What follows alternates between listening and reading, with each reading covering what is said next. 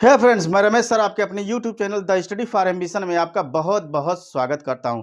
Friends, आज जो है हम लोग पढ़ते हैं अनेक शब्दों का एक शब्द। अनेक शब्दों के एक शब्द का वाच करने के बाद मैं देखा कि लगभग सभी प्रतियोगी परीक्षाओं में जहां हिंदी से प्रश्न बनते हैं, वहां पे देखा हूं कि अनेक शब्दों के एक शब्द निश्चित रूप से आए हुए हैं। तो अनेक शब्दों के एक शब्द के बारे में हम लोग देखते हैं और ये भी देखते हैं उससे आए हुए प्रतियोगी परीक्षाओं में जो प्रश्न आए हुए हैं उसको भी हम लोग एक बार वाच करेंगे। तो सबसे पहले ये देखते हैं कि अनेक शब्दों के एक शब्द का मीनिंग क्या है और वास्तव में ये इसका कहाँ से ये आता है। मैं अब तक की अनेक शब्दों में एक शब्द को देखने के बाद ये देखा हूँ कि इसमें जो है इसका लगभग जो आंसर आता है कहीं न कहीं संस्कृत से लिए हुए होता है। तो आइए सबसे पहले देख लेते हैं, फिर समझ में आएगा। अनेक शब्दों के एक शब्द को देखा जाए कि हिंदी में इसकी व्याख्या करें तो अगर हिंदी में एक वाक्य, वाक्यांश अथवा अनेक शब्दों के लिए जो एक शब्द का प्रयोग होता है वो प्रायः संस्कृत से लिया जाता है। प्रायः संस्कृत से लिया जाता है। या ऐसा नहीं कि सिर्फ संस्कृत का ही होता है, लेकिन प्रायः ये संस्कृत से ही लिया जाता है। फिर से समझिएगा कि हिंदी में एक वाक्य, वाक्यांश अथवा अनेक शब्दों के लिए जो एक शब्द लिया जाता है या एक शब्द का प्रयोग होता है वो प्रायः संस्कृत के ही शब्दों से लिया जाता है, यानी संस्कृत से ही इसको लिया जाता है। ये है महत्वपूर्ण पहलू अनेक शब्दों का एक शब्द। यही है उसका मूल मंत्र कि आप जो है जब भी अनेक शब्दों का एक शब्द आंसर दे रहे हैं तो आप देखिए कि कहीं न कहीं उस शब्द में सांस्कृतार्थ शब्द लिए हुआ होगा। तो आइए दूसरा देखते हैं इसकी परिभाषा से संबंधित कि अधिक से अधिक विचारों को अधिक से अधिक विचारों को अभिव्यक्त करने वाले शब्दों को समानार्थक शब्द या भाववाचक शब्द कहते हैं। अधिक से अधिक विचारों को अभिव्यक्त करने वाले शब्दों को या तो समानार्थक बोलेंगे या तो भाववाचक बोलेंगे। तो ये रहा इससे संबंधित अनेक शब्दों से के लिए एक शब्द का, ये रहा है आपका छोटा सा इस पे व्याख्या। उसके बाद चलते हैं कि ये किन किन प्रतियोगी परीक्षाओं में इससे प्रश्न बने हैं। अभी इसके बहुत सारे हम आपको मैटर उपलब्ध कराएंगे, लेकिन सबसे पहले आज देखते हैं इसके कुछ मतलब झलक। एक है दिल्ली पीजीटी एग्जाम 2014 में, दिल्ली पीजीटी एग्जाम 2014 में आया हुआ सबसे पहले जिसका आदि न हो उसे क्या बोलते हैं? जिसका आदि न हो उसे अनादि बोलते हैं। दिल्ली पीजीटी एग्जाम में आ चुका है। दूसरा देखा जाए, साथ पढ़ने वाला सहपाठी, साथ पढ़ने वाले को क्या कहते हैं? सहपाठी। जो अनुकरण करने योग्य हो उसे क्या कहते हैं? अनुकरणीय। ये देखिए कहीं न कहीं ये संस्कृत से रिलेटेड है। आगे चलते हैं, जिसको क्षमा न किया जा सके, जिसको क्षमा न किया जा सके उसे क्या कहते हैं? अक्षम्य। तो ये रहा है आपका दिल्ली पीजीटी एग्जाम में आया हुआ, ये 2014 में है। ये ऐसे ही ये प्रश्न आते रहते हैं। नेक्स्ट देखते हैं, यूपी ट्रिपल एससी में राजस्व लेखा परीक्षक में क्या आया था? ये 2015 का है। ये पहला देखते हैं इसमें क्या है, कंजूसी से धन व्यय करने वाला को क्या कहते हैं? कंजूसी से धन व्यय करने वाले को कृपण बोलते हैं। आगे चलिए, पर्वत की तलहटी, पर्वत की तलहटी के लिए एक शब्द का क्या प्रयोग होता है? तो इसे उपत्यका, उपत्यका इसे कहते हैं, उपत्यका। आगे चलते हैं, किसी की सहायता करने वाला, किसी की सहायता करने वाला को आप अच्छी तरह से जानते हैं, सहायक बोलते हैं। आगे, भला चाहने वाले को क्या कहते हैं? भला चाहने वाले को क्या कहते हैं? उसे कहते हैं हितैषी।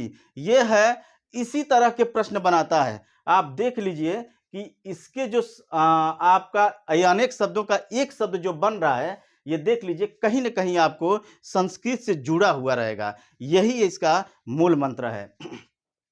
आगे चलते हैं, देखते हैं, UP triple SC video exam 2015 और 16 में आया हुआ है। पहला देखते हैं, जो इंद्र पर विजय प्राप्त कर चुका हो उसे क्या कहते हैं? इंद्रजीत, इंद्रजीत। जो इंद्र पे विजय प्राप्त कर चुका हो उसे इंद्रजीत कहते हैं।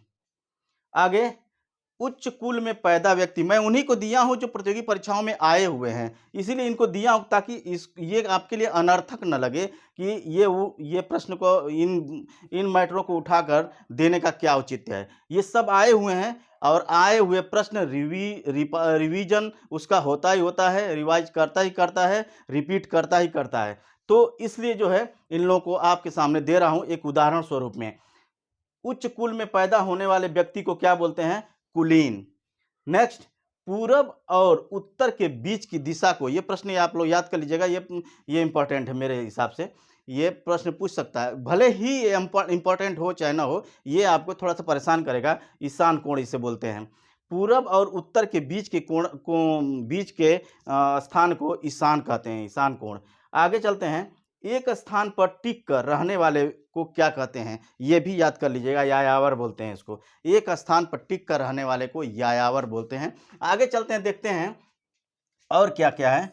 यूपी ट्रिपल एससी लेखाकार और लेखा परीक्षक में ये 2015 का आया हुआ है, इसको देखते हैं। आप लोग एक एक प्रश्न जो आया हुआ है वही लिखा हूं। अगर आप लोगों को थोड़ा भी डाउट हो तो उसे आप उठा के देख लीजिएगा। यूपी ट्रिपल एससी लेखाकार और लेखा परीक्षक 2015 में ये देख लीजिएगा।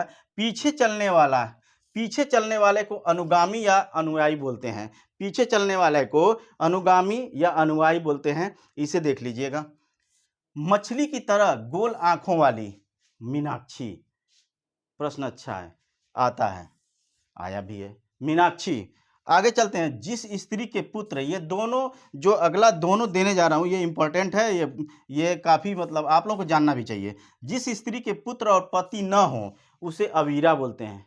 जिस स्त्री के पुत्र और पति न हो उसे अवीरा बोलते हैं, और वहीं पे मनमाना आचरण करने वाली स्त्री को भी अवीरा ही बोलते हैं। ये दोनों का उत्तर एक ही है। जिस स्त्री का पुत्र और पति न हो उसे अवीरा बोलते हैं, और मनमाना आचरण करने वाली स्त्री को भी अवीरा ही बोलते हैं। आगे चलते हैं, पाप करने के बाद स्वयं दंड पाना प्रायश्चित है, सभी जानते हैं। नेक्स्ट, पूछने योग्य को क्या बोलते हैं? इसे याद कर लीजिएगा, पृष्ठव्य, इसे जरूर याद कर लीजिएगा, पृष्ठव्य। नेक्स्ट है कि UP triple SC malaria inspector 2014 में दिया हुआ है, वह व्यक्ति जिसको भूमि के भीतर की वस्तुओं की जानकारी हो उसे भूगर्भवेत्ता बोलते हैं, भूगर्भवेत्ता। आगे चलते हैं, वह स्थान जो पृथ्वी, चंद्रमा और सूर्य के मध्य स्थित हो। पृथ्वी, चंद्रमा और सूर्य के मध्य में स्थित स्थान को क्या कहते हैं? उसे अंतरिक्ष बोलते हैं।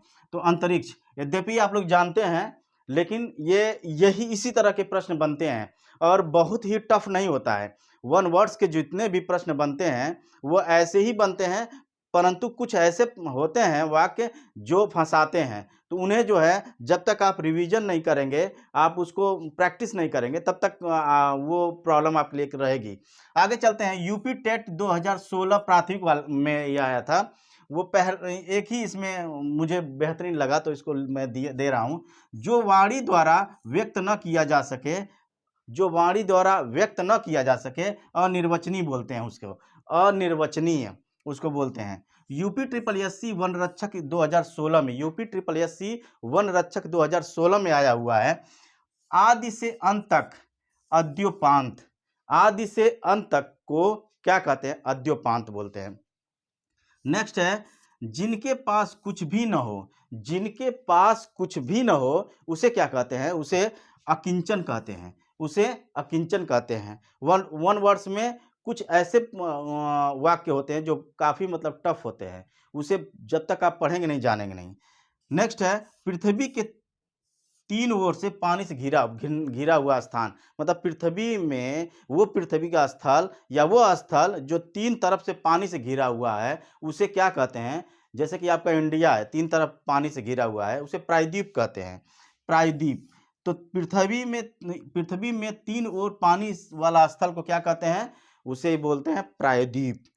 नेक्स्ट है और लास्ट है, जिसकी आशा नहीं की गई हो उसे अप्रत्याशित कहते हैं, जिसकी आशा न की गई हो उसे अप्रत्याशित कहते हैं। तो ये जो है आपका अनेक शब्दों का एक शब्द यानी कि वन वर्ड्स जो है, ये आपके लिए ये इतना उपयोगी है। आप इस वीडियो को आप इस पर्पस से देखिएगा कि इससे जो प्रश्न जी इसमें जो लिखा हुआ वो प्रश्न सब आए हुए हैं, आए हुए प्रश्न ही रिवाइज करता है। तो ये जो है आप वन वर्ड शब्द को जो वीडियो दिया हूँ, इसमें सबसे पहला पॉइंट आप ये अपने दिमाग मन स्थिति में बैठा लीजिए कि इसमें एक सेंटेंस सबसे पहले दिमाग में रखिए कि ये संस्कृत से कहीं न कहीं रिलेटेड रहता है। इसका वन वर्ड्स जो आता है, वो संस्कृत से कहीं न कहीं वो मिलता-जुलता रहता है। प्रायः ये नहीं कि हर समय, प्रायः यह संस्कृत से मिलता-जुलता रहता है, उसका एक चीज़। दूसरा, आपको ये इन शब्दों की जानकारी आपको होनी ही चाहिए। इन शब्दों की जानकारी नहीं रहेगी, तो वन वर्ड्स का जो है, आप आंसर सही नहीं दे पाएँगे। किसी भी मतलब दिए हुए वाक्य को अगर वन वर्ड्स देना चाहते हैं तो आपको कहीं न कहीं रिवीजन करना पड़ेगा और ये इसके रिवीजन के लिए, इसकी तैयारी के लिए मैं मैटर प्रोवाइड कर दूँगा। मेरे पास मटेरियल बहुत हैं, मैं ब प्रोवाइड कर दूँगा। आप लोग सिर्फ़ और सिर्फ़ एक-एक बार वीडियो देख लीजिएगा, वो याद हो जाएगा और उसी में से फँसेगा। किसी भी परीक्षा में जाइए, उसी में से फँसेगा। चाहे हिंदी के वन वर्ड्स मेंस का हो, चाहे प्री का हो, चाहे यूपी ट्रिपल एससी का, किसी भी प्रतियोगी परीक्षा में टीजीटी, पीजीटी अन्य किसी में भी वन वर्ड से रिलेटेड जहाँ भी आता है, वो प्रश्न जो है सब के सब वो मैं प्रोवाइड करा दूँगा। तो फ्रेंड्स ये वीडियो अगर अच्छा लगा हो, कहीं लग रहा हो कि मतलब ये सर मेहनत करके दे रहे हैं, तो इसे आप जो लाइक, शेयर, सब्सक्राइब भी कीजिएगा, साथ में बेल आइकन प्रेस करिएगा, जिससे कि मेरा नोटिफ़िकेशन आप तक सबसे पहले पहुँचे। बहुत-बहुत धन्यवाद। भूमि